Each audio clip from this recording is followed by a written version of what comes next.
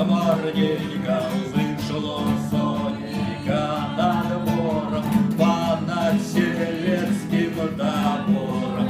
А в топоры трубы грают, а в топоры трубы грают, а в топоры трубы грают. Да бояцкие народы зазывают свои рады отбывать от добывать, ать из поля, ать из лесу, ать из речки невелички.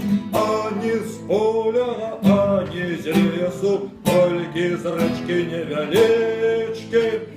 А не с поля, а не из лесу, только из речки невелички. А у недельку пораненьку, а у недельку пораненьку стали хлопцы пятигорцы, коля речки на пригорцы, гучать разом самопалом, сьомі пляди под запалом, б'ють паусовкою з гарматом, б'ють.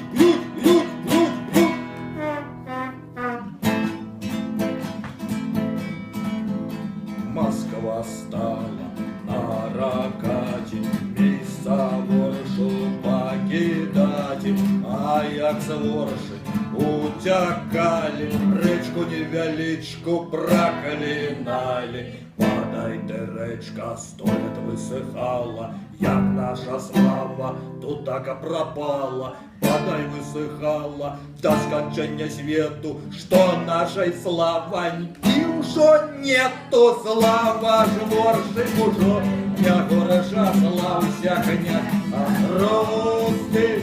Слава ворши уже, не гореша, славься князь Островский.